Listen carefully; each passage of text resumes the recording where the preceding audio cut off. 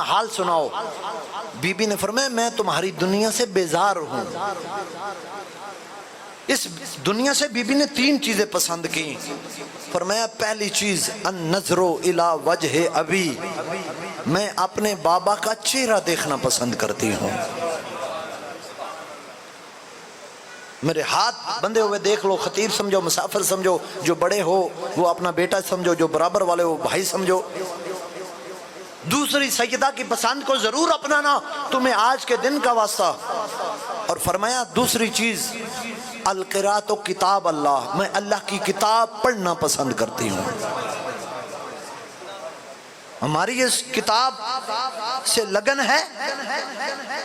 اپنے زمین کے اندر سوچ تو صحیح، زندگی میں ایک دفعہ قرآن پڑھا؟ جو زہرا کی پسند ہے اس کو پسند بنایا. محبان زہرا کنیزان فاطمہ سال میں ایک دفعہ پڑھا. بندے کہتے ہیں مولوی جی قرآن پڑھاؤ ہمارے بچوں کو، لیکن معاشرہ تباہی کی طرف ہے. بچے نہیں، ہمارے معاشرے میں بڑوں کو بھی قرآن پڑھنا نہیں آتا ہے. کتنی لگن ہے ہماری قرآن سے. بیوی جو ہے وہ قرآن سے اپنے حقوق نکالنے کے لیے قرآن پڑھتی ہے، شوہر اپنے نکالنے کے لیے، شیعہ سنی کو نیچا دکھانے کے لیے، سنی شیعہ کو دکھانے کے لیے.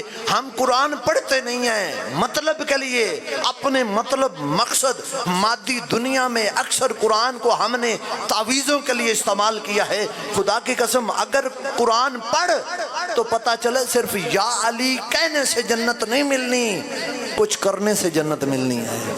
وہ قرآن جس کے بارے تیرا مولا علی مرشد علی، جس کے نام کو تو رتی بتی کے پیچھے لکھاتا ہے جانے یا علی، موٹر سائیکل کے پیچھے گاڑی کے فرنٹ شیشے پہ جانے یا علی، وہ علی قرآن کے بارے کہتا ہے او شیعو جب میرا دل کرے کہ میں اللہ سے باتیں کروں تو میں نماز پڑھتا ہوں، اور جب میرا دل کرے کہ اللہ مجھ سے باتیں کرے تو میں قرآن پڑھتا ہوں.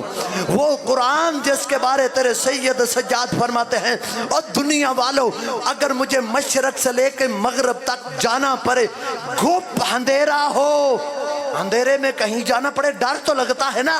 امام فرماتے ہیں مشرق سے لے کے مغرب تک اگر مجھے جانا پڑے، اندھیرا ہو، کچھ نظر نہ آ رہا ہو، مجھے پھر بھی کوئی خوف نہیں ہے، کیونکہ میرے دل میں اللہ کی کتاب کا نور موجود ہے. وہ قرآن جس کے بارے تیری زہرا، تیری سیدہ، تیری مرشد زادی وصیت کرے یا علی میری قبر پہ قرآن پڑھنا، اس قرآن سے کتنا لگاؤ ہے. وہ قرآن جس قرآن کو تیرا مرشد حسین جس کے نام پہ تو جان دینے کے لیے تیار ہے، وہ بدن سے سر جدا کروا کے بھی پھر بھی تلاوت قرآن نہ چھوڑے. اس قرآن سے تیری کتنی لگاؤ ہے، کتنی محبت ہے. تمہیں مولا کا واسطہ مومن کی نشانی ہے کہ وہ روزانہ کم از کم 40 آیات کی تلاوت کرتا ہے. میں اس سال تھوڑا عشرہ تبلیغ والا پڑھنا ہے کہ ہو سکتا ہے اگلے سال میری چھٹی ہو جاوے، تو جو ہے یا نہیں. میں پہلے جملے کہتا ہوں ہمارے ہاں سب سے بڑی مجلس اس کی ہوتی ہے جو جاتے ہوئے خود بھی ایمبولنس پہ جائے اور سننے والوں کو بھی ایمبولنس پہ لے کے جائے، اور سمجھ کوئی نہ آئے بس اس نے بڑا پڑھا اور انہوں نے بڑا سنا ہے. سیدہ کی پسند کو اپناؤ. جو سیدہ کی کنیز ہے وہ اپنے شوہر سے تقاضا تو کرتی ہے فلاں کمپنی کا فریج ہائر کا اے سی انورٹر ہونا چاہیے، فلاں LED LCD ہونی چاہیے، آئی فون ہونا چاہیے، میرے بچوں کے لیے فلاں کمپنی کے کھلونے ہونے چاہیے. اس بی بی نے اپنے شوہر سے کبھی یہ بھی ڈیمانڈ کی ہے وہ مویا نماز بھی پڑھ لی کر. زہرا کی کنیز ہے.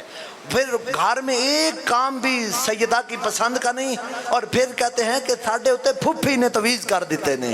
اور تیرے اوپر پھوپھی نے تویز نہیں کیے، تیرے اوپر تیرے برے اعمال کے تویز ہو چکے ہیں.